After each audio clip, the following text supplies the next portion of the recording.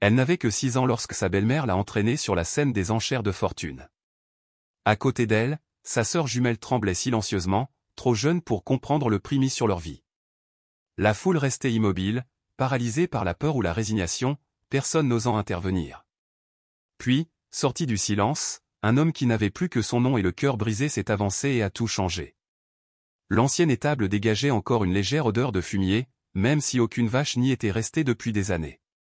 La poussière pendait lourdement dans les étroits rayons du soleil qui traversaient les planches déformées du toit.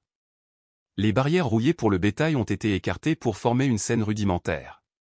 Cette nuit-là, comme chaque dernier samedi du mois, ce n'étaient pas des animaux qui étaient vendus, mais des gens, principalement des enfants. Calen Brox se tenait près du fond, ses larges épaules légèrement affaissées sous une chemise en jean délavé, le col relevé plus par habitude que par protection contre le vent réel. À ses côtés, son fils Rowan, 10 ans, lui tenait la main avec une confiance tranquille. Les yeux pâles de Rowan, assombris par la cécité, ne voyaient rien, et son audition était également terne. Calen devait parler lentement et clairement dans son oreille gauche pour pouvoir comprendre beaucoup de choses. Mais ce soir, Rowan est resté silencieux, et c'était peut-être le poids le plus lourd qui pesait sur le cœur de Calen. Il savait qu'il ne devrait pas être ici. Chaque os de son corps le poussait à partir, à emmener Rowan et à sortir avant que la puanteur du désespoir ne s'installe sur lui comme elle l'avait fait sur les autres. Mais ensuite elle a été entraînée vers l'avant, 2 filles de 6 ou 7 ans, identiques en termes de contusion et de pieds nus, mais pas d'esprit. L'une se tenait grande et provocante, tremblante mais ininterrompue, tandis que l'autre s'accrochait fermement à la manche de sa sœur, sa lèvre inférieure tremblante comme une feuille prise dans une tempête. La femme derrière eux était maigre et aux yeux perçants, puant le jean rassis. Elle leur secoua brusquement les bras, les poussant sous les projecteurs. C'est 2 pour 1, ricana-t-elle en agitant une cigarette en l'air. Les bonnes filles savent se laver, cuisiner, rester à l'écart. Je les ai bien élevées. À partir de 200 ans. Un murmure sourd parcourut la foule. Les hommes bougeaient avec inquiétude, une femme vêtue d'un manteau d'église serra plus fort son sac à main. Calen sentit un œuf froid se dénouer au plus profond de son ventre. Les filles n'ont pas bronché au cri, c'était le pire où elles y étaient habituées. Il baissa les yeux sur Rowan. Son fils pencha légèrement la tête, sentant la tension mais ne voyant rien. Pas preneur, aboya la femme. Très bien. 1h50. Ils travailleront. Ils connaissent la peur et ne pleurent plus. C'est précieux. La mâchoire de Calen se serra. Ce n'était pas ce qu'il avait prévu. Il n'était venu ici qu'avec un radiateur cassé à livrer et peut-être à vendre à la ferraille. Mais quelque chose dans le regard creux dans les yeux de la grande jumelle, quelque chose dans la façon dont elle avait instinctivement enroulé son bras autour de sa sœur, rendait impossible de s'éloigner. 78$, s'entendit-il dire, et 3 cents. Toutes les têtes se tournèrent brusquement. La femme sur scène plissa les yeux, l'incrédulité et la cupidité étincelant dans ses yeux. Quoi? C'est ce que j'ai. Vous voulez qu'ils aillent à quelqu'un qui ne les utilisera pas? Quelqu'un qui les nourrira et les laissera dormir à l'intérieur. Alors c'est tout ce que je peux vous offrir. Un lourd silence enveloppa la grange, empreint d'incrédulité. La belle-mère se moqua. 78$ pour 2 bouches à nourrir? Je n'achète pas de bouches, a déclaré Calen, d'une voix basse mais inébranlable. Je donne une maison. Il s'avança et fouilla dans son portefeuille en cuir usé. Les pièces tintèrent plus fort qu'elles n'auraient dû. Puis, de l'ombre derrière la foule, une voix féminine douce et autoritaire retentit, « Je m'occupe du reste. » Tous les regards se tournèrent. En haut du vieil escalier se tenait une femme vêtue d'un long manteau, le visage partiellement caché sous un chapeau à large bord. Sa main gantée tendit une fine enveloppe à l'homme qui dirigeait les enchères. Personne ne l'a reconnu et personne n'a osé lui demander. Les yeux de la belle-mère brillaient d'avidité. Calen jeta un coup d'œil vers la femme, mais elle s'éloignait déjà, ses bottes claquant brusquement contre le parquet de la grange. Elle n'a pas regardé en arrière. Il tourna son attention vers les jumeaux. « Vous pouvez marcher ?» Celle qui tenait la main de sa sœur hocha la tête. Calen se pencha, parlant doucement. « Je m'appelle Calen. Voici Rowan. Vous êtes en sécurité maintenant. Vous comprenez ?» Les filles ne répondirent pas, mais la façon dont elles descendirent de la plateforme, les mains étroitement serrées comme des bouées de sauvetage, en disait assez. Ils rentrèrent chez eux dans la camionnette rouillée de Calen sous un ciel commençant à neiger.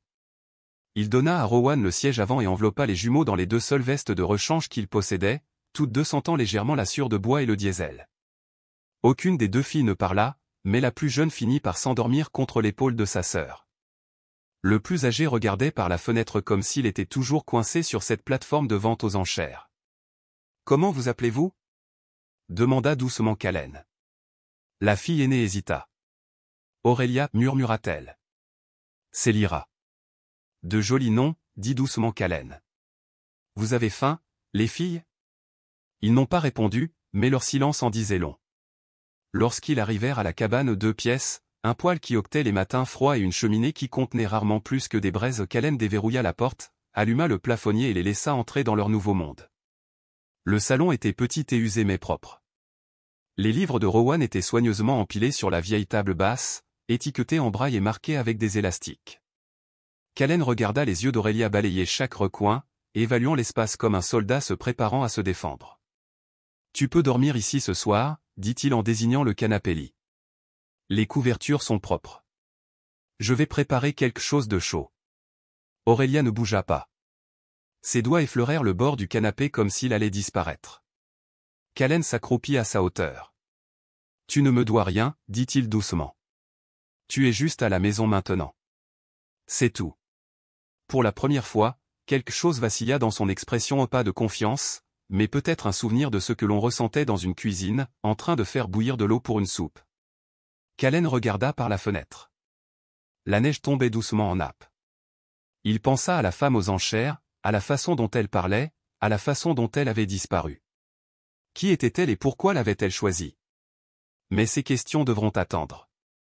Cette nuit, 3 enfants dormaient sous son toit, et le bourdonnement silencieux de la respiration de Rowan depuis la pièce voisine était toute la réponse dont il avait besoin. Le matin arrivait lentement dans la cabane, s'insinuant par les fenêtres recouvertes de givre, comme s'il ne savait pas s'il était le bienvenu. Le vieux poêle à bois toussa 2 fois avant de céder aux flammes. Callen Brooks sortit du fauteuil inclinable où il s'était endormi sur le dos, douloureux, la couverture à moitié glissée sur le sol. Il écouta un moment un silence, mais pas creux. Le genre rempli de souffle endormi et de quelque chose de fragile, comme l'espoir. Il se leva doucement, passa devant le tapis usé et jeta un coup d'œil dans le salon. Aurélia et Lyra étaient allongées l'une contre l'autre sur le canapé-lit, couvertes de la tête aux pieds.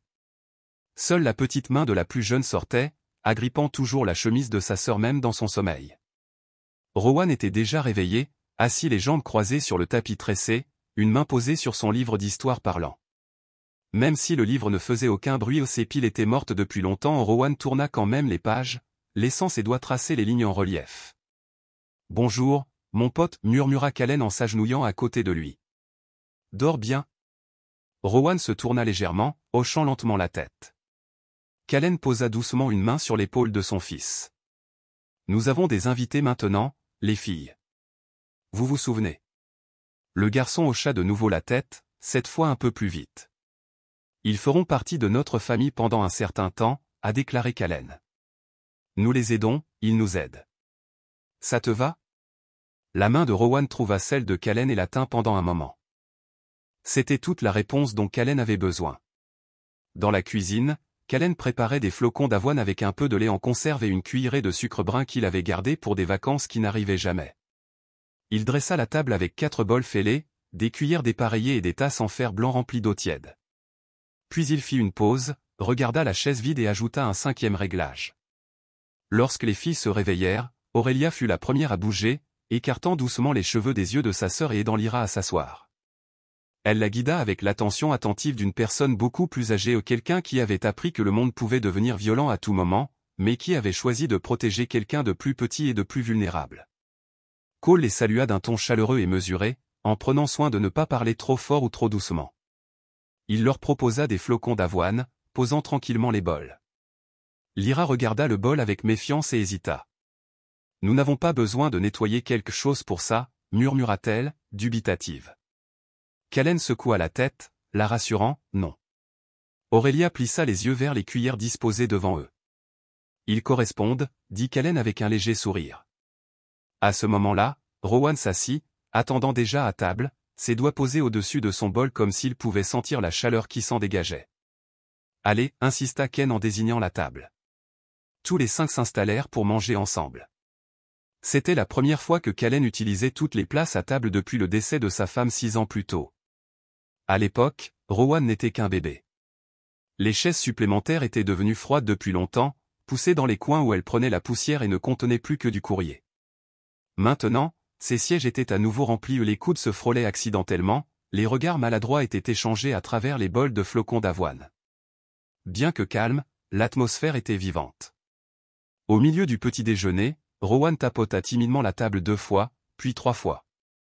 Aurélia le remarqua en premier et murmura doucement, « Il compte ». Callen leva les yeux, surpris.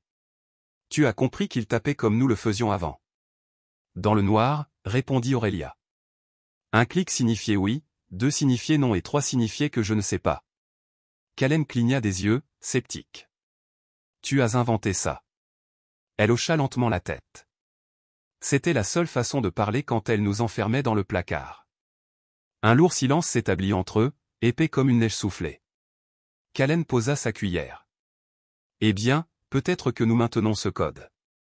Cela pourrait être utile. » Rowan sourit faiblement, un sourire qui s'épanouit comme l'aube perçant la brume matinale.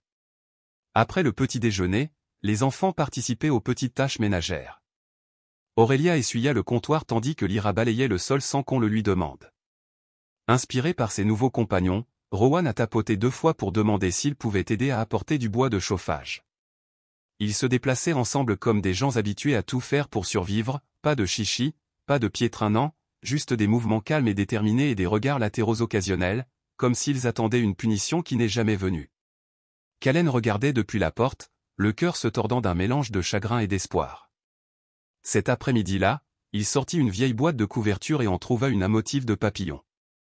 Il le posa doucement au bout du lit de fortune des filles. « Je n'avais pas vu ça depuis des années, murmura-t-il doucement. Le préféré de ma femme. » Aurélia regarda la couverture pendant un long moment avant de la plier soigneusement et de la draper sur les épaules de Lyra. Puis, sans hésitation, elle s'est glissée elle-même dessous. Cette nuit-là, Callen était assis près du feu tandis que Rowan s'appuyait contre lui, la tête repliée dans le bras de Callen. À proximité, les filles chuchotaient doucement dans leur langue jumelle secrète des demi-mots murmurés au rythme d'une respiration. Plus tard, longtemps après que le feu se soit atténué, Callen resta éveillé, regardant le plafond. 5 assiettes sur une table. 3 enfants sous un même toit. Et une femme anonyme en manteau qui avait disparu aussi vite qu'elle était venue. Il ne savait pas où cette nouvelle voie le mènerait. Il n'était pas sûr de pouvoir se permettre la semaine suivante, encore moins l'année suivante. Mais quelque chose dans son âme, quelque chose enfoui profondément sous le chagrin et la dureté lui paraissait juste. Pas parfait, pas facile, mais bon. Et dans un monde comme celui-ci, le bien était proche du miracle. Les jours qui suivirent se posèrent comme une neige fraîche, douce, incertaine, belle mais précaire. Rien dans la cabine Brox n'avançait trop vite, mais tout changeait. Callen le remarqua d'abord dans le calme, ce n'était plus le silence né d'un traumatisme qui s'accrochait aux filles comme des engelures. C'était différent maintenant, rempli de chuchotements feutrés entre les lits superposés, du bruissement des pages de livres empruntés et du doux rembourrage des pieds nus le matin alors qu'ils s'aidaient mutuellement à s'habiller avec des vêtements de seconde main bien trop grands pour leur petite silhouette. Le son de la guérison était toujours subtil. Rowan avait commencé à s'asseoir plus près des filles pendant les repas, la tête légèrement inclinée, comme s'il écoutait les vibrations. Callen a regardé avec admiration le soir où son fils a tendu la main par-dessus la table et a doucement tapoté le bol d'Aurélia à 3 reprises. « Je ne sais pas, » dit Aurélia en souriant. « C'est ce que ça veut dire, n'est-ce pas ?» demanda doucement Rowan. Aurélia hocha la tête et Rowan frappa doucement. « Oui. » Lyra gloussa, un son si rare et si pur que Callen faillit laisser tomber sa fourchette. Le 4e matin, la lumière du soleil glissait à travers les pins en brun doré, faisant fondre la neige qui avait recouvert la cabane pendant la nuit. Callen monta sur le porche pour couper du bois de chauffage et trouva Aurélia déjà là, assise les jambes croisées sur la marche supérieure, son souffle visible dans l'air froid. « Tu te lèves toujours aussitôt ?» demanda-t-il en saisissant sa hache. Elle haussa les épaules. « Je n'arrivais pas à dormir. » Il fit une pause, lisant la réponse tacite. « De mauvais rêves. » Aurélia ne répondit pas, se contentant de regarder les arbres. Au bout d'un moment, elle se tourna vers lui. « Pourquoi nous as-tu acheté ?» Callen abaissa sa hache avec précaution. Je ne t'ai pas acheté, dit-il lentement. J'ai offert tout ce que j'avais pour t'éloigner d'elle. Ses yeux se levèrent pour rencontrer les siens. Pourquoi? Vous ne nous connaissiez pas. Callen soupira, appuyant la hache contre la balustrade. Rowan avait à peu près ton âge quand sa mère est décédée. Je sais à quoi ça ressemble quand les yeux d'un enfant arrêtent d'espérer. Elle chercha sur son visage une fissure dans sa voix, un mensonge dans ses yeux, mais n'en trouva aucun. Plus tard dans la journée, Lyra trébucha sur le tapis près du poêle et s'égratigna le genou. Ce n'était pas grave, mais la blessure saignait et elle gémit plus fort qu'on ne l'aurait cru de la part d'une fille habituellement si coriace. Callen s'agenouilla près d'elle, inspectant délicatement la blessure. « D'accord, soldat, dit-il doucement. On va te nettoyer. » Avant qu'il ait pu se lever, Aurélia apparut à ses côtés avec un chiffon humide et une vieille trousse de premier secours trouvée dans la salle de bain. « Attends, dit-elle. Je l'ai. » Elle pressa doucement le tissu contre le genou de Lyra, tamponnant le sang avec des mouvements lents et précis bien au-delà de son âge. Elle souffla doucement sur la piqûre avant d'appliquer une pommade et un pansement. Elle s'en sort mieux avec ses blessures que quiconque que je connais. Lyra renifla doucement. Callen haussa un sourcil. Comment as-tu appris tout ça? Aurélia ne leva pas les yeux. Je surveillais les infirmières chaque fois qu'elles nous frappaient assez fort pour aller aux urgences. Sa voix était plate et neutre, mais ses mains ne tremblaient pas une seule fois. Cette nuit-là, après que les enfants se soient endormis, Callen se tenait à la fenêtre et observait à nouveau les chutes de neige. Ses pensées se tournèrent vers la femme présente à la vente aux enchères, l'élégante inconnue qui avait disparu sans nom. Il ne savait toujours pas qui elle était, mais ce matin-là, quelqu'un avait laissé dans sa boîte aux lettres une enveloppe scellée contenant $100 en espèces et une note écrite en cursive soignée, continuez. Vous faites mieux que vous ne le pensez. Il regarda la note pendant un long moment. Qui était-elle? Pourquoi lui? Une semaine plus tard, Callen s'est rendu à la périphérie de la ville avec Rowan et les jumeaux pour leur première sortie ensemble, un après-midi à la bibliothèque du comté. Il ne savait pas comment il serait reçu, surtout avec 3 enfants si visiblement différents les uns des autres, mais il espérait que la familiarité adoucirait les soupçons. La bibliothécaire, une gentille veuve nommée Miss Louise, les accueillit avec des yeux chaleureux. « Tu es l'homme qui a sauvé ses filles » murmura-t-elle en parcourant leur carte de bibliothèque. « Que Dieu bénisse ton cœur. » Callen ne l'a pas corrigé. Dans la section pour enfants, Lyra découvrit l'étagère des livres audio et se précipita pour la montrer à Rowan, rebondissant sur la pointe des pieds avec enthousiasme. Aurélia, quant à elle, déambulait tranquillement dans les allées de non-fiction jusqu'à s'arrêter devant la section d'anatomie humaine. Elle passa ses doigts sur le dos d'un livre. « Je veux savoir comment tout cela fonctionne, » murmura-t-elle. Callen s'agenouilla à côté d'elle. « Ton corps? » Non, dit-elle fermement. « Comment soigner les gens? » Il sourit. « Eh bien, c'est un bon point de départ. » Ils quittèrent la bibliothèque avec 5 livres, 3 enfants souriants et quelque chose d'autre auquel Callen ne s'était pas attendu, une étrange sensation de mouvement vers l'avant, comme les engrenages d'une horloge cassée qui reprennent lentement vie. Cette nuit-là, alors que Callen bordait Rowan dans son lit, le garçon tapota doucement contre le matelas. Une pause. Une pause. Oui. Oui. Oui. Callen fronça les sourcils. Qu'est-ce que tu dis? Oui. Ah Bud. Rowan se tourna vers lui, ses yeux pâles écarquillés avec quelque chose comme de la clarté. Elle aide, murmura-t-il d'une voix à peine audible. Elle me fait entendre. Callen se figea, submergé par une émotion qu'il ne pouvait nommer. Rowan n'avait jamais parlé aussi clairement auparavant. Il n'avait même jamais utilisé de nom. Comment? Demanda doucement Callen. Elle touche ma main, dit Rowan en tapotant légèrement sa paume. Et je sais ce qui est réel. Cette nuit-là, Callen s'assit de nouveau près du feu, les genoux douloureux, le cœur plein. Il a regardé autour de la cabane, les dessins collés sur le réfrigérateur, les chaussures boueuses près de la porte et la respiration tranquille de 3 enfants endormis. Il n'avait rien en banque, aucun plan clair. Mais il avait un garçon qui parlait, une fille qui voulait guérir et une autre qui les faisait tous encore rire. Quelque part là-bas, un étranger regardait, guidait, aidait. Il ne savait pas ce que demain lui réserverait. Mais ce soir, pour la première fois depuis des années, il ne l'avait pas redouté. Et voilà, pensa Ken en tirant la couverture sur ses genoux, à quoi ressemblait l'espoir. La première véritable tempête de décembre est arrivée comme un visiteur indésirable, non pas en frappant poliment, mais en déferlant sur les collines avec un souffle glacé et des rafales hurlantes qui ont courbé les pins sur le côté. Ken avait connu de nombreux hivers dans les montagnes du Nevada, mais celui-ci était précoce et rigoureux. Avant le lever du soleil, il était sur le toit, clouant une feuille de fer blanc qui battait comme une aile brisée au vent. Il aurait dû le remplacer au printemps dernier, mais il n'aurait pas dû payer l'épicerie ou les chaussures. Un clou à la fois, c'est ainsi qu'il maintenait tout ensemble, ce toit, cette vie. À l'intérieur, la cabine était sombre. L'électricité avait déjà été coupée 2 fois et le chauffage n'était pas fiable les meilleurs jours. Pourtant, les enfants s'affairaient avec une routine tranquille que personne n'avait besoin de leur enseigner. Aurélia a ramassé du bois de chauffage dans la pile. Lyra plia les vêtements que Ken avait laissés sécher près du poêle. Rowan était assis les jambes croisées près de la fenêtre, écoutant le vent siffler à travers les fissures comme une vieille chanson. Ils ne se sont pas plaints, pas une seule fois. Vers midi, la tempête frappe réellement. La cabine gémit et le courant fut complètement coupé. Callen entra en boitant, trempé et saignant légèrement à cause d'un ongle qu'il n'avait pas vu. Il ne réalisa pas l'étendue de la blessure jusqu'à ce qu'Aurélia halète. « Tu es blessé ?» ?»« Ce n'est rien, » marmonna-t-il en époussetant la neige de ses épaules. Le toit tenait bon, mais Aurélia était déjà près de l'évier, mouillant un chiffon et tirant la trousse de premier secours avec le même calme méthodique dont elle avait fait preuve en soignant le genou écorché de Lyra. « Asseyez-vous, » ordonna-t-elle. Callen obéit, plus surprise par l'autorité de sa voix que par la blessure elle-même. Elle nettoya la coupure, souffla doucement sur l'éraflure et la serra plus fort qu'il ne l'aurait probablement fait lui-même.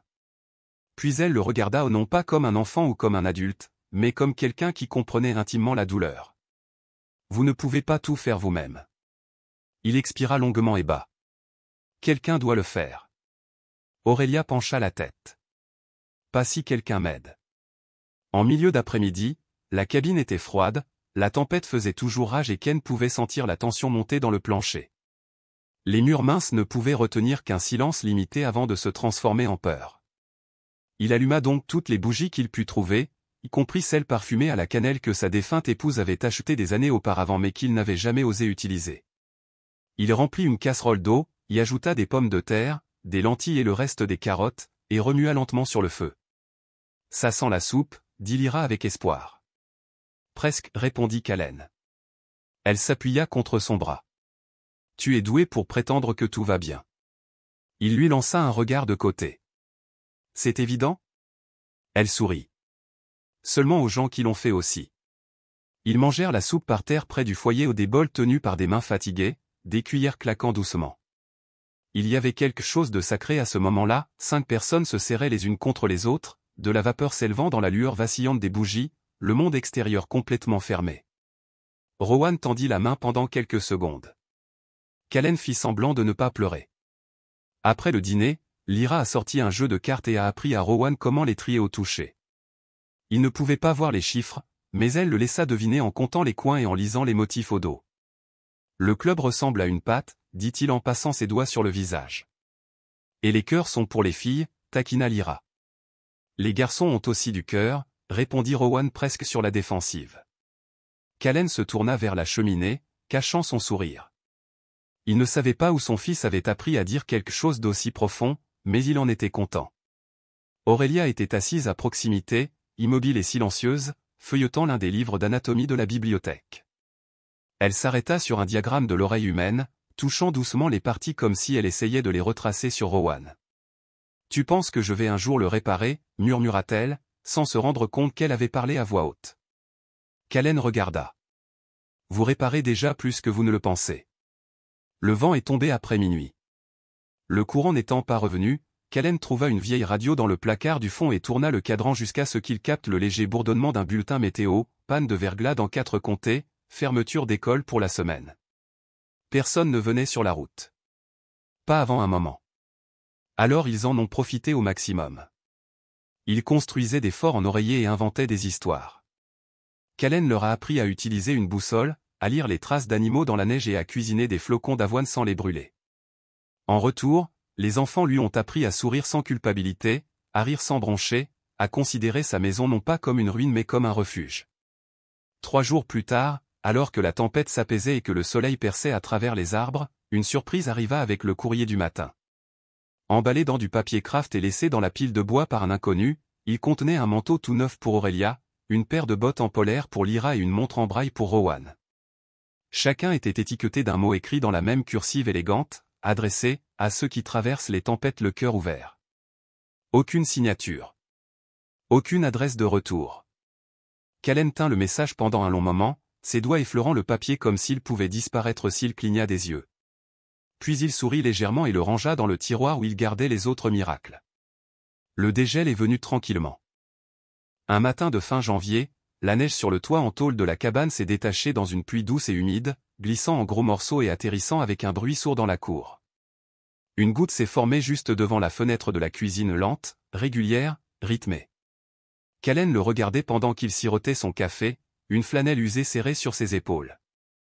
L'odeur de la fumée de bois s'accrochait à tous ces jours-ci, mais cela ne le dérangeait pas. Cela signifiait qu'ils étaient chauds. Cela signifiait qu'ils avaient survécu à une autre tempête. Derrière lui, les jumeaux étaient assis en tailleur sur le sol avec Rowan, qui traçait des lettres avec ses doigts sur une vieille boîte de céréales qu'Aurélia avait aplatie et sur laquelle elle avait écrit au feutre noir épais. « D » dit Aurélia, comme docteur. Rowan hocha la tête, passant ses doigts sur la courbe. Lyra intervint, ou des comme danger, ou beignet, ou papa. Elle lança à Callen un sourire effronté. Beaucoup de choses, rigola Callen. C'est un large spectre. La vie est un large spectre, dit sérieusement Lyra, comme si elle citait les Écritures. Callen haussa un sourcil. Tu n'as pas tort. Plus tard dans la journée, Callen s'est rendu en ville pour réparer un tuyau qui fuyait dans la librairie de Miss Louise, emmenant Aurélia pour lui tenir compagnie. Parce qu'elle avait pris l'habitude de poser des questions sur tout aux valves, clés, manomètres où elle n'était pas seulement curieuse. Elle observait comme si quelqu'un rassemblait des connaissances pour une raison, comme si elle en avait besoin. Pourquoi le tuyau siffle-t-il avant d'éclater? Elle a demandé. Parce que l'air est forcé à passer avant l'eau, a expliqué Ken. Il vous prévient. Si tu écoutes attentivement. Aurélia réfléchit longuement à cela. Alors les gens sifflent aussi. Il lui jeta un regard de côté. Que veux-tu dire? Quand ils sont sur le point de se briser, ils sifflent d'abord.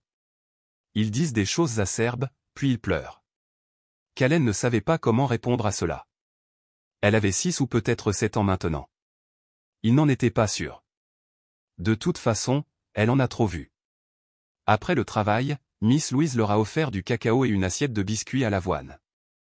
Alors qu'ils étaient assis dans le coin confortable de la boutique, un cri aigu est venu de l'extérieur, le son aigu et paniqué d'un animal en difficulté. Aurélia était debout avant tout le monde. Ils ont couru dehors pour trouver un chiot golden retriever emmêlé dans le grillage du voisin, une coupure qui saignait sur la patte avant. Le voisin se tenait à proximité, l'air paniqué et incertain. « Je vais appeler le contrôle des animaux », marmonna-t-il. Aurélia s'accroupit près du chien et murmura calmement, « Pas besoin. »« Je peux aider », dit-elle avec une assurance bien au-delà de son âge. Callen s'approcha. « Vous êtes sûr ?» Elle hocha la tête sans le regarder. « Il a peur, mais il n'est pas dangereux. » Elle a arraché une bande de l'ourlet de sa chemise, l'a pressée doucement contre la plaie, puis a utilisé une brindille à proximité et davantage de tissu pour créer une attelle de fortune. Pendant tout ce temps, elle fredonnait doucement à un air que sa vraie mère fredonnait quand ils étaient bébés. Ce n'était pas une berceuse. C'était plus calme que ça. Rassurant.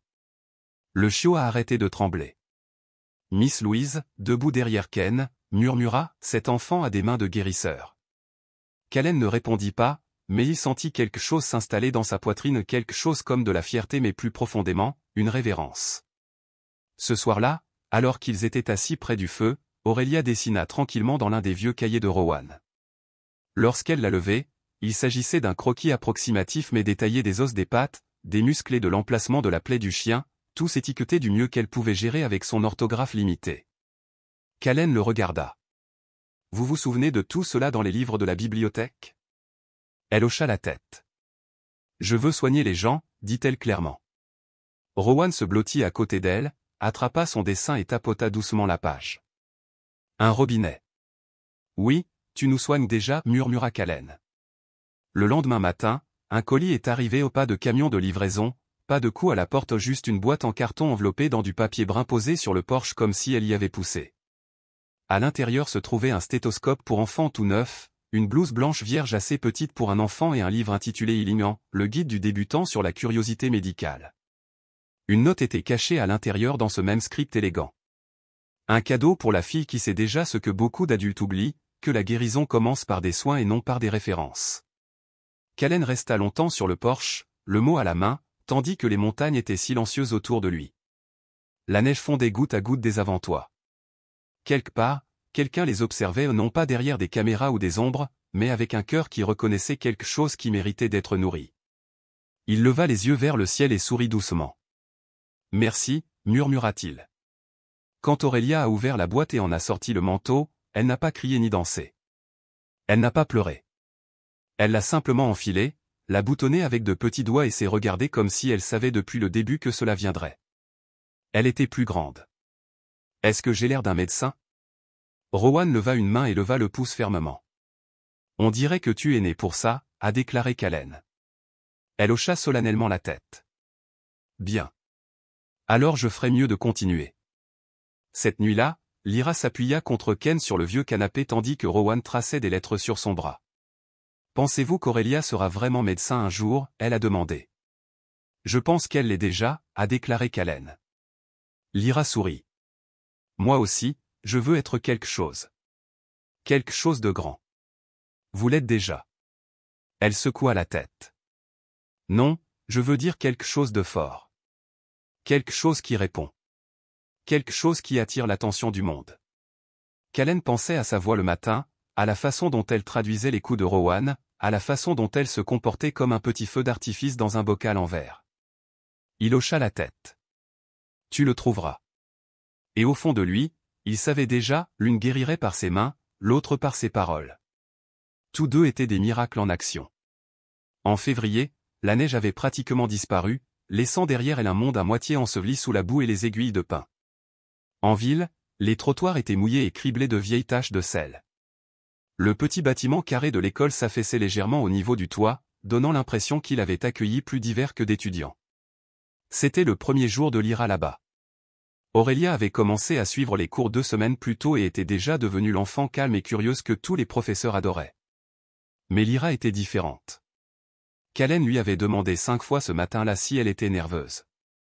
Elle répondait à chaque fois de la même manière, avec un sourire et un haussement d'épaule. « Je ne suis pas nerveuse », dit-elle en ajustant le serre-tête bleu qui maintenait ses boucles loin de son visage. « Regardez. » »« Ouais, pour voir qui a besoin que quelqu'un dise ce qu'il ne peut pas. » Callen eut un petit rire et secoua la tête. « Tu as 6 ans, presque 7 ans, lui rappela-t-il. Il lui a ouvert la portière du camion comme si elle montait sur scène. À bien des égards, elle l'était. À midi, Lyra avait déjà laissé sa marque et pas comme Callen le craignait. Pendant le déjeuner, un garçon maigre et nerveux a laissé tomber son plateau près d'un groupe d'étudiants plus âgés. Ils rirent tandis qu'ils se précipitaient pour le ramasser, le visage rouge et marmonnant. « Tu es vraiment un cinglé », ricana un garçon. « Je parie que ta mère te nourrit toujours avec une cuillère pour bébé. » La cafétéria est tombée dans ce silence inconfortable où tout le monde entend parler de cruauté mais personne ne sait quoi faire. Personne, sauf Lyra. Elle se leva bruyamment. « Ce n'est pas drôle », dit-elle d'une voix claire et résonnant sur le carrelage. Les enfants plus âgés se tournèrent. Le garçon qui avait laissé tomber son plateau se figea. Lyra fit un pas en avant. « Qu'est-ce qui est drôle à propos de quelqu'un qui soit nerveux, effrayé ou qui ait besoin d'aide ?» Le meneur s'est moqué. « Occupe-toi de tes affaires, orphelin. » Lyra ne broncha pas mon affaire, ce sont des gens comme lui. Puis, assez fort pour que toute la salle à manger puisse entendre, je me cachais sous un lit parce que la sœur de ma mère disait que j'étais trop bruyant pour vivre dans la maison. Mais quelqu'un m'a aidé. Quelqu'un qui n'était pas obligé. Alors je sais ce que ça fait quand personne ne parle. Silence. Un vrai silence. Puis quelqu'un a applaudi. 1, 2, puis plus. Le garçon qui avait laissé tomber son plateau cligna des yeux comme si elle avait invoqué le feu. Lyra se rassit et recommença à manger son sandwich au beurre de cacahuète. Plus tard dans l'après-midi, Callen a reçu un appel du bureau du directeur. Il se préparait à de mauvaises nouvelles. Au lieu de cela, Madame 8, la directrice, semblait plus stupéfaite qu'inquiète. « Monsieur Brox, je voulais juste vous dire merci. Pourquoi? Pour avoir élevé un leader des droits civiques de 6 ans. Ce soir-là, Lyra raconta toute l'histoire pendant le dîner avec l'air désinvolte de quelqu'un décrivant une partie de chat. Aurélia cligna des yeux. Vous avez tenu tête à un élève de 5e année. C'était un imbécile, dit Lyra en mettant de la purée de pommes de terre dans sa bouche. Rowan sourit et tapota une fois la table. Oui. Callen s'appuya en arrière sur sa chaise, les yeux fixés sur sa plus jeune fille non pas par le sang, mais par le lien. Elle grandissait dans son feu. Et ce feu commençait à s'allumer chez les gens autour d'elle. La semaine suivante, une enveloppe est arrivée. Aucune adresse de retour. Pas d'écriture manuscrite cette fois. Seule une petite carte en relief glissée à l'intérieur. Le monde a besoin de plus de voix comme la sienne. Considérez cela comme un début. À l'intérieur se trouvait un formulaire de demande de bourse pour un camp d'orthophonie junior à Dubaï, un programme d'été organisé dans une université privée à 3 heures de là. Dépenses couvertes. Callen a failli laisser tomber le formulaire. Quelqu'un nous surveille encore, murmura-t-il. Lyra ne broncha pas, bien. Je veux qu'il voie. À l'approche du printemps, les enfants s'épanouissaient chacun à leur manière. Aurélia, revêtue de son manteau blanc comme une seconde peau, passait ses après-midi à dessiner des schémas du cœur humain et à lire à voix haute à Rowan des ouvrages sur le squelette, tournant lentement les pages pour qu'il puisse les toucher et les mémoriser. Lyra écrivait des essais même lorsque personne ne les demandait. Son dernier était intitulé « Pourquoi chaque enfant mérite un deuxième essai ». Madame 8 l'a affiché sur le tableau d'affichage de l'école. Les parents ont commencé à le remarquer. Rowan, une fois silencieux, a commencé à poser des questions non pas avec des mots, mais avec des tapotements, des gestes et des touches qui avaient plus de sens que n'importe quelle phrase prononcée.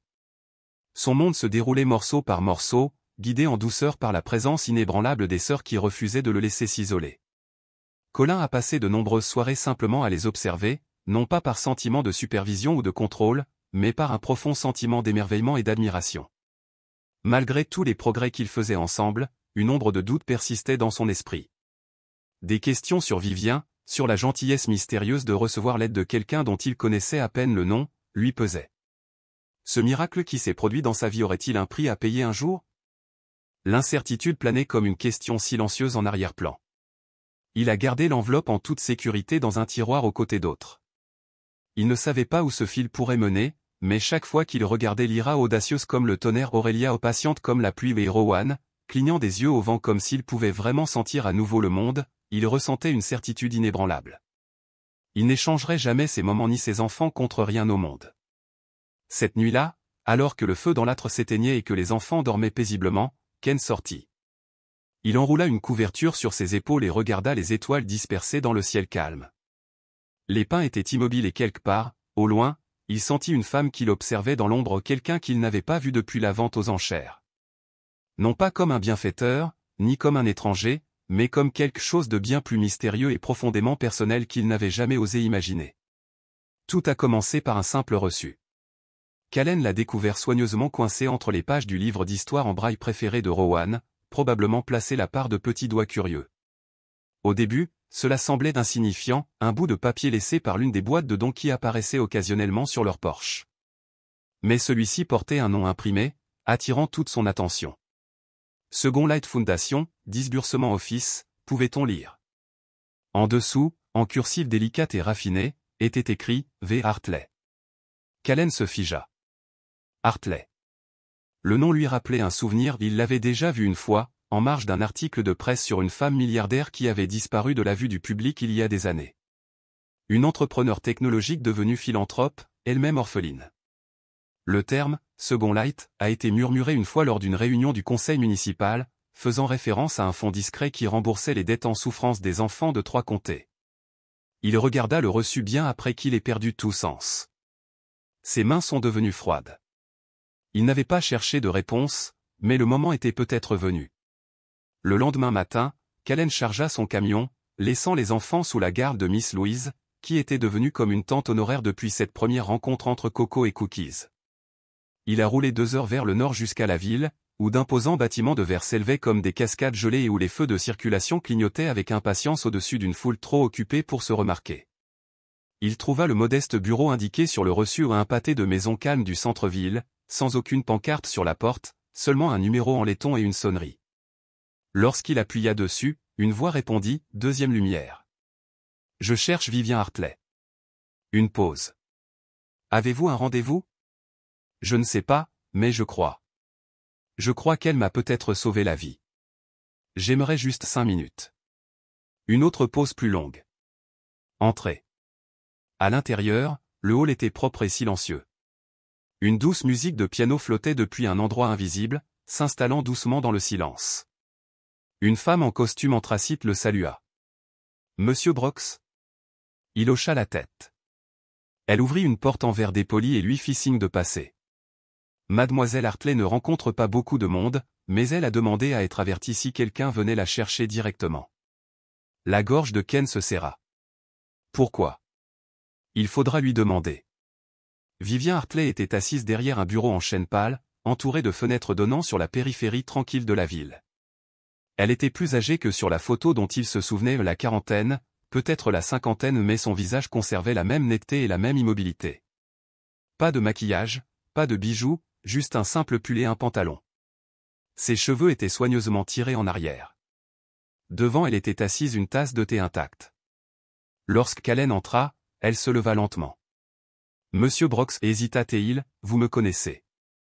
Je vous connais depuis la vente aux enchères. » Sa mâchoire se serra. « Vous avez payé pour ces filles. »« J'ai aidé, » dit-elle doucement. « C'est toi qui ne pouvais pas t'en aller. » Callen s'approcha. « Pourquoi ?» Vivien inspira lentement. « Parce qu'une fois, quelqu'un s'est éloigné de moi. J'avais 7 ans. Le système de placement familial. Je pensais que quelqu'un viendrait. Ils ne sont pas venus. Alors quand je t'ai vu, ce que tu as fait, c'était comme voir une blessure dont je ne savais pas qu'elle pouvait guérir commencer à se refermer. » Il ne dit rien, absorbant simplement chaque mot comme une page qu'il n'était pas encore prêt à tourner. Vivien désigna le siège en face d'elle. « S'il vous plaît, asseyez-vous. » Ils ont parlé pendant près d'1 heure. Vivien a expliqué qu'elle avait créé Second Light pour aider discrètement, sans publicité ni éloge. Elle recherchait ceux qui n'avaient jamais demandé d'aide mais qui avaient quand même choisi la compassion. Callen faisait partie de ces personnes. « Je ne voulais pas interférer, » dit-elle. « Je voulais juste garder la lumière allumée pour que tu puisses continuer à marcher. » La voix de Callen se brisa. « Vous nous avez sauvés plus d'1 fois. » « Non, » répondit-elle doucement. « Vous les avez sauvés. J'ai juste aidé à porter la lanterne. » Avant de partir, Ken se tenait dans l'embrasure de la porte, la main posée sur le cadre. « Je pensais que les miracles étaient plus grands, » a-t-il déclaré. « Plus fort. » Vivien sourit faiblement. « Les vrais sont silencieux. Ils vous laissent croire que vous avez tout fait vous-même. » Puis, presque après coup, elle a ajouté, « Votre fille, Lyra. Elle me rappelle qui j'aurais pu devenir si quelqu'un m'avait sauvé plus tôt. » Il cligna des yeux. « Tu te souviens de son nom ? » « Je me souviens de tout. » Ce soir-là, de retour au chalet, l'air était différent. Il n'a pas tout dit aux enfants, mais simplement qu'il avait rencontré quelqu'un de gentil, quelqu'un qui les aidait tranquillement et croyait en qui ils étaient en train de devenir. Lyra le pressa. « Était-elle jolie ? » Callen rit. « Je suppose que cela dépend de ce que tu veux dire. » L'invitation était livrée dans une épaisse enveloppe ivoire, scellée avec une feuille d'or et adressée avec une écriture ornée, à la famille Brox. Callen l'a presque jetée, pensant qu'il s'agissait d'un autre dépliant caritatif ou d'un courrier en nombre pour une collecte de fonds médical. Mais à l'intérieur se trouvait une lettre officielle du Conseil régional des enfants annonçant que Lyra Brox avait été choisie pour recevoir son prix annuel Voice of Courage. Il l'invitait, elle, sa famille et ses tuteurs, à une petite cérémonie à la mairie. « Est-ce une erreur ? » demanda Callen à voix haute, en relisant la lettre. Lyra jeta un coup d'œil par-dessus son épaule. « Non. Je suis génial. » Callen la regarda. « Quoi ? » Elle haussa les épaules. « Tu penses que j'ai raconté cette histoire de cantine gratuitement ? Le printemps était enfin arrivé dans les montagnes, le vrai printemps, celui avec les fleurs sauvages qui s'enroulent sur le sol humide et les abeilles qui se bousculent contre les vitres éclairées par le soleil. Aurélia a trouvé un vieux kit de couture et a réparé l'ourlet effiloché de sa robe préférée, déterminée à ne pas laisser de ficelage gâcher l'occasion.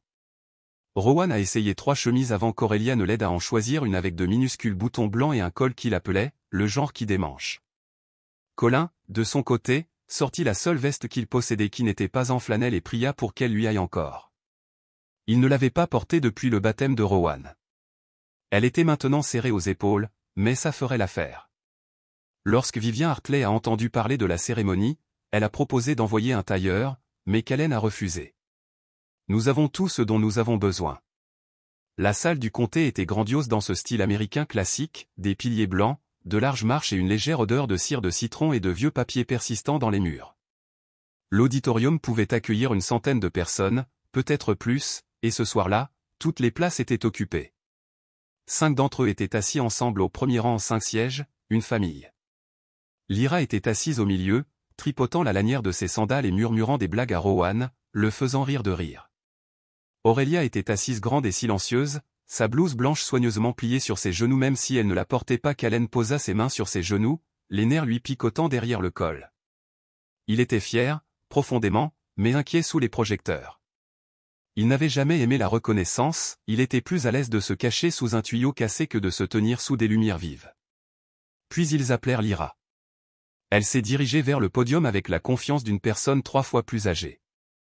Sa robe se balançait doucement à chaque pas. Ses cheveux bouclés étaient attachés avec un ruban bleu le même que celui de son premier jour d'école. La foule a applaudi chaleureusement, les applaudissements étaient sincères et directs. Lyra prit le micro, s'éclaircit la gorge et regarda le public. Sa voix était claire et certaine. « Je pensais qu'être bruyante rendait mauvais, commença-t-elle. Je pensais que si je parlais trop, les gens arrêteraient d'écouter. Mais quelqu'un m'a dit que les voix ne sont pas censées être silencieuses. Elles sont destinées à être utilisées, surtout pour les gens qui ont trop peur pour parler. » Un murmure d'accord parcourut la foule. Elle a poursuivi, « Je m'appelle Lyra Brooks. J'ai 6 ans, presque 7 ans et j'étais très petite au monde. Mais quelqu'un m'a donné une chaise à table, et maintenant je veux faire de la place aux autres. » La pièce s'immobilisa, puis quelqu'un se leva et applaudit. D'autres ont suivi, jusqu'à ce que la salle entière se lève sous une ovation debout. Lyra rayonnait. Callen n'a pas applaudi. Il ne pouvait pas. Ses mains se rejoignirent devant sa bouche, couvrant le sanglot le plus doux qu'il ait jamais essayé de cacher. Après la cérémonie, des parents, des enseignants et même un juge local se sont approchés pour se serrer la main et demander des photos. Quelqu'un a proposé à Lyra de visiter le conseil civique local de la jeunesse. Quelqu'un d'autre a demandé si Aurélia souhaitait peut-être visiter le laboratoire du centre médical pour enfants du centre-ville. Rowan se tenait près de son père, s'appuyant doucement contre sa jambe. Callen baissa les yeux et remarqua que le garçon tremblait non pas de peur, mais de surstimulation. Il s'agenouilla et toucha doucement le bras de son fils. « Ça va ?» Rowan se tapota le genou. Une pause. Une. « Oui, sourit Callen. Tu as bien fait, mon pote. Vous tous. » Puis il la vit. Au fond du hall, près des hautes doubles portes, se tenait Vivian Hartley. Pas de garde du corps, pas d'assistant, pas de grande entrée, juste elle dans un manteau vert pâle avec un foulard en soie noué au col. Elle croisa le regard de Ken et lui offrit un petit sourire. Il s'excusa du groupe et s'approcha lentement, ne sachant toujours pas comment l'appeler. « Je n'étais pas sûr que tu viendrais, dit-il. »« Je n'étais pas sûr de devoir le faire, répondit-elle. »« Votre place est ici, dit simplement Ken. » Le regard de Vivian s'adoucit. « Merci. » Il hésita, puis demanda, « Pourquoi nous avez-vous choisi ?» Elle regarda au-delà de lui vers les 3 enfants qui riaient près de la table des rafraîchissements. « Je ne t'ai pas choisi, dit-elle. Je t'ai reconnu. Il y a une différence. Choisir implique le pouvoir. La reconnaissance implique le destin. » Il laissa cette pensée s'installer entre eux. Puis il a dit quelque chose qu'il n'avait pas dit depuis plus d'une décennie. « Voudrais-tu venir à la maison un jour ?» Vivian cligna des yeux. « Je voudrais. » Cette nuit-là, après que les enfants furent rentrés et que la veste fut accrochée à son clou solitaire près de la porte d'entrée, Callen s'assit avec une tasse de thé et un crayon à la main. Il ouvrit son journal, celui qu'il n'avait jamais montré à personne, et écrivit. Il y avait 5 sièges devant cette salle ce soir. Un pour une fille avec le feu, un pour une fille avec des mains guérissantes, un pour un garçon apprenant à voir sans yeux, un pour un homme qui ne savait pas qu'il était fort et un pour la femme qui a gardé la lumière allumée assez longtemps pour que nous puissions tous trouver notre chemin. Il ferma le livre. À l'extérieur du porche, Une lumière vacilla une fois, puis resta stable. Quelque part en lui, le futur aussi. La première fois que Vivien Hartley est resté dîner, c'était la soirée pain de viande. Rien de spécial, pas de drap luxueux, pas de bougies, juste une table en bois rayé, des assiettes ébréchées et une odeur de sauce Worcestershire persistante dans l'air. Mais pour Callen, cela aurait tout aussi bien pu être un banquet. Vivien arriva avec une corbeille de pain frais, encore tiède, enveloppée dans une serviette en lin. Je n'étais pas sûr de ce qui allait avec le pain de viande, dit-elle alors que Ken prenait son manteau. Vous avez apporté du pain, dit-il. Vous auriez pu apporter du gravier, et cela aurait quand même rendu la nuit meilleure. Elle sourit, les yeux doux derrière ses lunettes de lecture. Les enfants avaient tout nettoyé 2 fois. Lyra a même peigné les cheveux de Rowan 2 fois, même s'il détestait la façon dont cela lui chatouillait le cuir chevelu. Aurélia portait sa blouse blanche comme un uniforme, sérieuse et fière. Callen avait eu peur que cela puisse paraître forcé, mais ce n'était pas le cas. C'était agréable, simple, comme si la chaleur se frayait un chemin dans des pièces froides qui avaient depuis longtemps oublié ce qu'était la chaleur. Pendant le dîner, ils parlèrent de petites choses, le nouvel intérêt de Rowan pour les échecs, le projet de Lyra de lancer une pétition pour une plus grande étagère dans la bibliothèque, les diagrammes d'Aurélia couvrant désormais chaque centimètre carré d'espace mural disponible dans le couloir. Vivien écoutait attentivement. Elle n'a pas interrompu ni condescendant. Elle a posé des questions de suivi comme quelqu'un qui voulait vraiment les connaître. Tu te souviens de tout ça, s'émerveilla Lyra à mi-chemin du repas. La voix de Vivien était douce. Quand on a passé la majeure partie de sa vie dans l'oubli, se souvenir des autres devient une sorte de dévotion. Après le dessert cordonnier de pêche en boîte et crème fouettée instantanée, Ken sortit sur le porche pendant que les enfants se disputaient pour la dernière cuillerée. Il avait besoin d'air non pas parce qu'il se sentait mal à l'aise, mais parce que quelque chose en lui montait, comme une marée, comme un souvenir, comme la douleur de quelque chose de bien enfin à sa portée. Vivien le rejoignit un instant plus tard, croisant les bras contre la brise fraîche. Ils restèrent silencieux, regardant le clair de lune coudre de l'argent sur les pins. Elle va changer les choses, dit Callen en hochant la tête vers la porte. Lyra, peut-être qu'Aurélia aussi. Vivien sourit faiblement. Ils le sont déjà. Il la regarda. C'est grâce à vous que cela est possible. Non, dit-elle fermement. Vous l'avez fait. Callen s'appuya contre la balustrade. Je ne me sens pas toujours comme l'homme qu'il pense que je suis. Ils ne pensent à rien, a-t-elle répondu. Ils le savent. Ils le vivent. Il y avait quelque chose dans la façon dont elle le disait sans aucune excuse, sans politesse qui le faisait se sentir plus vu qu'il ne l'avait été depuis des années. Pourquoi nous ? Demanda-t-il à nouveau, bien qu'ils en aient déjà discuté. Vivien se tourna vers lui. Parce que ton cœur a dit oui quand tout le monde a dit non. La lumière du porche vacilla comme elle le faisait parfois, puis se stabilisa. Callen rit. Cette chose est maintenue grâce à la bande et à la prière. Vivien leva les yeux. Parfois, ça suffit. Puis, aussi naturellement que le vent, elle demanda, est-ce que tu laisses parfois quelqu'un prendre soin de toi ? Il n'a pas répondu au début. Il n'était pas sûr de savoir comment. Je pense, dit-il lentement, que j'ai attendu si longtemps pour faire le sauvetage que j'ai oublié que j'en aurais peut-être besoin aussi. Vivien tendit la main et toucha la sienne, sans dramatisation, sans rien exiger de plus, juste assez longtemps pour dire, tu n'es plus seul. Et c'était tout ce dont il avait besoin. Au cours des semaines suivantes, Vivien lui rendit visite plus souvent, pas tous les jours, pas assez pour perturber le rythme que Callen avait construit, mais suffisamment pour en faire partie intégrante. Elle apportait parfois des provisions, des livres, un petit microscope pour Aurélia, un échiquier de poche pour Rowan et un journal avec une couverture en relief pour Lyra qui disait « Votre voix compte ». Et surtout, elle est restée dîner. Elle aidait à faire la vaisselle, lisait à haute voix pendant que les enfants faisaient leurs devoirs. Elle n'a jamais essayé de remplacer qui que ce soit. Elle s'est simplement présentée de manière cohérente et douce. Un après-midi de fin mai, Rowan s'est endormi, la tête posée sur les genoux de Vivien alors qu'elle lisait un livre de fables. Callen entra et se figea dans l'embrasure de la porte, la regardant repousser ses cheveux avec une tendresse qui faillit le défaire.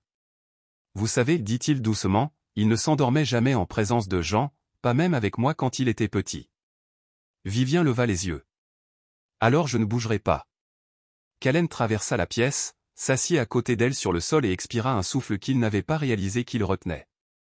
Je pensais qu'un amour comme celui-ci était arrivé une fois, a-t-il admis doucement, le poids des chagrins passés persistant dans sa voix. Et si vous le perdiez, c'était tout, disparu pour toujours. Mais elle n'était pas d'accord, affirmant que l'amour ne vient pas qu'une seule fois. Au lieu de cela, cela arrive lorsque vous êtes vraiment prêt. Parfois seulement, on a la chance de le reconnaître quand il se présente. Ils étaient assis ensemble dans un silence profond, pas de grandes déclarations, pas d'aveux désespérés, juste le murmure d'une paix enfin autorisée à exister, sans doute ni question. Ce fut un moment de calme, riche de compréhension et de connexion tacite. Cette nuit-là, Rowan s'agita doucement dans son sommeil, murmurant un mot que Callen n'avait jamais entendu de sa bouche, « maman ». Vivant, à mi-chemin de la porte, s'arrêta et se retourna. Callen murmura, « il n'a jamais dit ça avant ».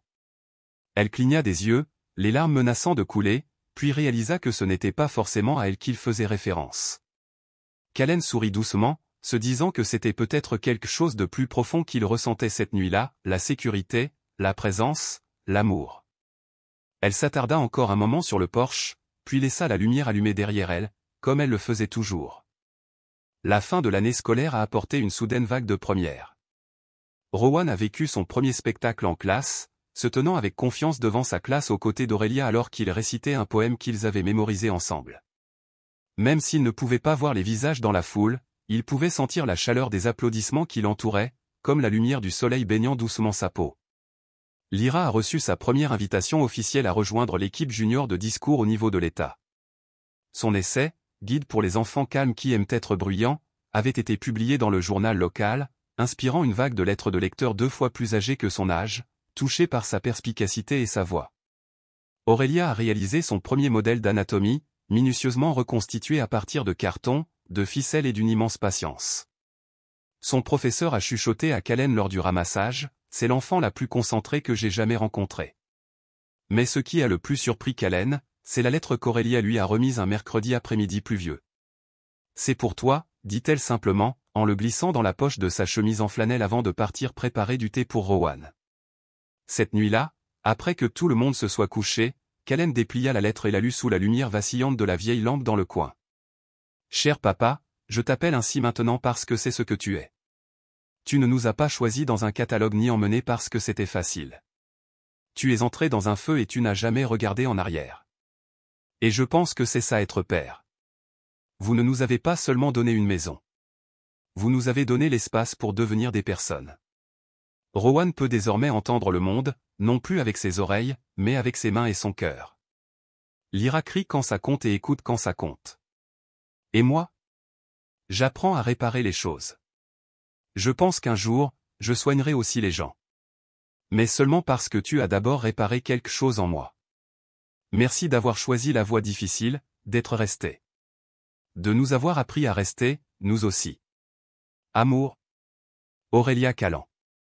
Callen plia soigneusement la lettre, les mains tremblantes non pas de vieillesse, mais d'émerveillement et de gratitude. Il la déposa dans la boîte en bois sous son lit, parmi d'autres souvenirs sacrés, le reçu de la vente aux enchères, le premier dessin de Rowan, la première pétition de Lyra et un simple mot de Vivant qui disait « Tu es le bien qui dure ». Le lendemain matin, il trouva Lyra assise tranquillement sur les marches du porche, les jambes repliées sous elle, en train de gribouiller dans un cahier. Elle ne leva pas les yeux quand il la rejoignit. « Écrire un autre discours » taquina-t-il doucement. « Pas un discours, dit-elle doucement. Une lettre à qui ? Au prochain enfant qui vivra ici. » Callen cligna des yeux, perplexe. Ensuite, elle haussa les épaules. Un jour, quelqu'un d'autre pourrait avoir besoin de ce porche. De ces murs. Je veux juste qu'il sache qu'il fait déjà partie de quelque chose de bien. Il tendit la main et réfléchit à ses cheveux. Tu es une vieille âme. Je suis juste une personne bruyante, sourit-elle. Cet après-midi-là, Aurélia trouva Callen dans le hangar à l'arrière, en train d'organiser de vieux outils et des bidons d'huile. Puis-je vous demander quelque chose ? Dit-elle en se tenant sur le pas de la porte dans sa blouse blanche. Toujours. Si un jour je vais à la faculté de médecine et que cela m'emmène loin. Est-ce que ça irait ? Callen posa la clé qu'il tenait et s'accroupit pour la regarder dans les yeux. Je veux que tu ailles aussi loin que tes pieds et ta foi te le permettent, dit-il avec sincérité. Et où que tu atterrisses, tu seras toujours à moi. Elle cligna des yeux, incertaine. Mais nous ne sommes pas à toi, murmura-t-elle. Il posa doucement une main sur son cœur. Vous l'êtes, dans tous les sens qui comptent. Elle l'entoura étroitement de ses bras, enfouissant son visage dans sa poitrine. Callen la tint longuement, les ancrant tous les deux dans ce moment partagé. Ce soir-là, Vivant est arrivé à l'improviste non pas avec des courses, des livres ou une charité discrète, mais avec une seule enveloppe.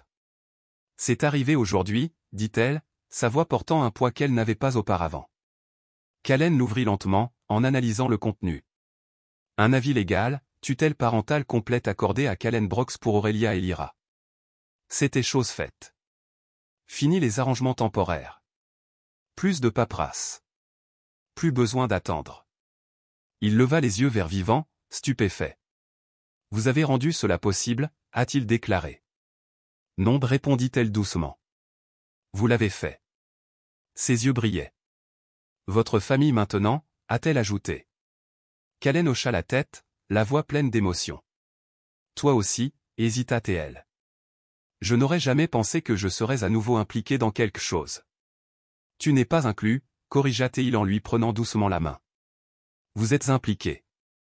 Cette nuit-là, pour la première fois, ils allumèrent la cheminée, non pas pour se réchauffer, mais pour célébrer. Lyra a effectué une lecture dramatique de la lettre de tutelle. Rowan a applaudi plus fort que quiconque. Aurélia insistait pour préparer des biscuits, saupoudrer la cuisine de farine et perdre patience. Vivant resta longtemps après que la vaisselle fut faite, regardant tranquillement Callen balayer les miettes du sol. Tu as l'air fatigué, observa-t-elle. Je le suis, répondit-il. Mais c'est une bonne sorte, n'est-ce pas? Il se tourna vers elle. Ouais, le genre qui te fait te sentir vivant. Elle s'approcha. J'ai pensé à ne pas disparaître cette fois. Il lui tendit la main. Alors reste. Et cette fois, elle l'a fait. Plus tard, alors que tout le monde dormait et que le feu crépitait, Callen ouvrit son journal et écrivit « Nous étions des étrangers liés par les circonstances. Maintenant, nous sommes une constellation de seconde chance. » Cette maison était calme. Maintenant, elle chante. Dehors, un vent d'été murmurait à travers les arbres. À l'intérieur, 5 cœurs dormaient en harmonie. Quelque part entre ce moment-là et ce qu'ils étaient devenus, entre ce qu'ils étaient et ce qu'ils étaient devenus, ils avaient tissé quelque chose de bien plus rare que la sécurité, une éternité.